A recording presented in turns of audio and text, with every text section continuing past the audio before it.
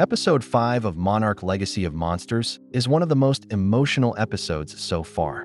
While the Titan threat continues to build, the episode focuses heavily on family, regret, and the consequences of past decisions. At the same time, it pushes the conflict between Monarch and Apex cybernetics to a breaking point, showing what happens when humans try to control something they don't fully understand. The episode opens in 1990 with Hiroshi waiting for the birth of Kentaro while singing a lullaby, Furusato, to Cate over the phone. This moment is very important because it shows how Hiroshi was living two lives at the same time. He's emotionally present for both children, but physically absent. When he hangs up on Cate to go be with Emiko and Kentaro, it becomes clear that this pattern of divided loyalty has been there for a long time. The lullaby itself becomes a symbol of connection across generations, passed from Keiko to Hiroshi and now to his children. However, that same connection is broken by his choices. Hiroshi tries to be everything to everyone, but ends up failing both sides. Back in the present, Hiroshi confronts Keiko about her relationship with Lee and blames them for Bill leaving him. Keiko pushes back, saying Bill would not have abandoned him so easily.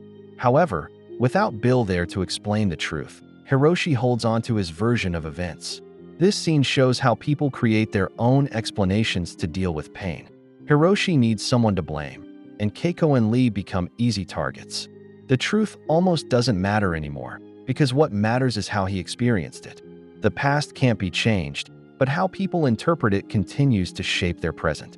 Lee tries to calm Hiroshi down by telling him not to dwell on the past and to focus on what he still has.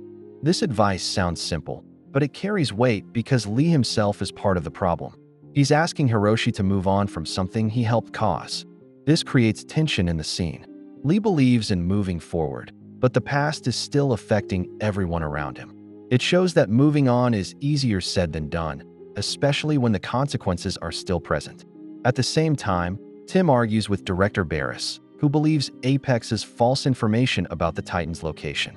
Tim is confident that the Titan is heading to South America, but Barris demands proof before supporting the mission. This scene shows how Monarch is being controlled from the outside. Whether it's government pressure or Apex's influence, Barris isn't acting freely. Even when the truth is there, it struggles to break through layers of authority and doubt. The theme here is institutional pressure. Even good organizations can be held back by politics and outside influence. Titan X isn't due back before 2023. So, Bill Randall was late, and we're 6 years too early.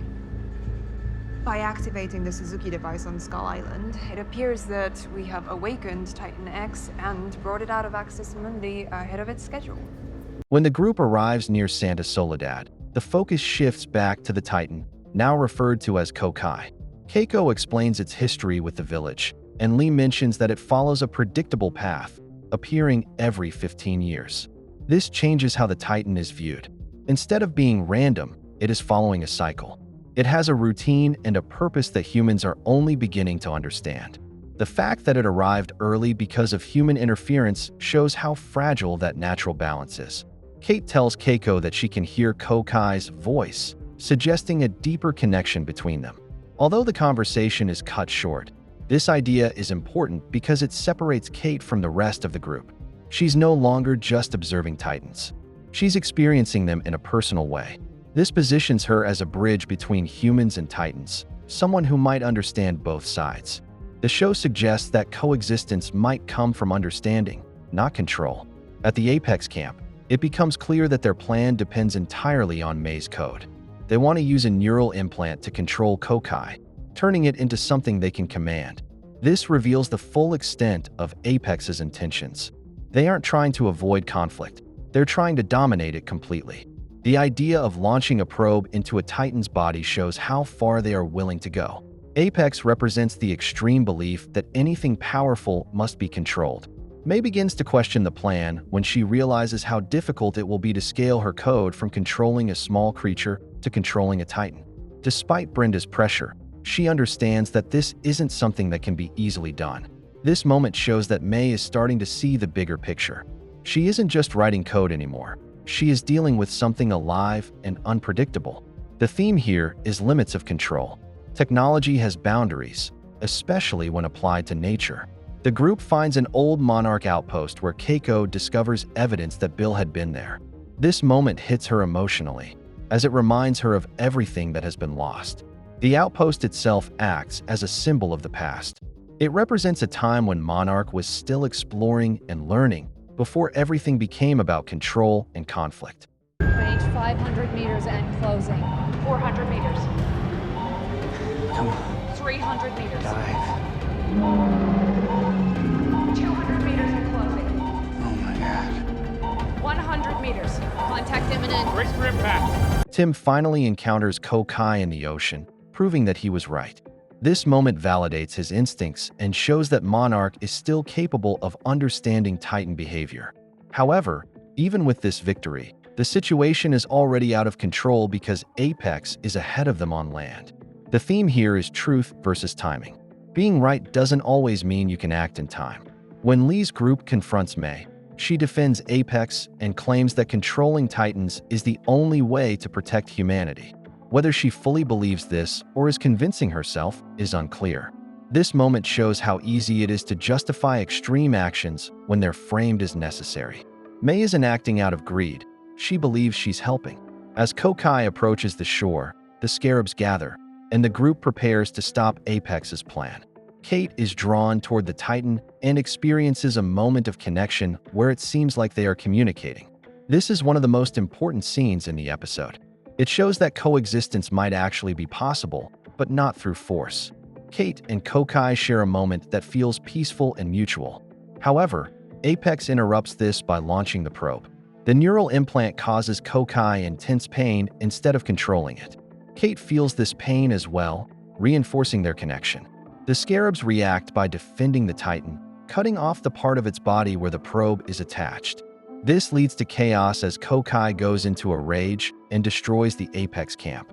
The failure of the plan proves that Titans can't be controlled. Instead of creating order, Apex creates destruction. After the chaos, Hiroshi is revealed to be badly injured.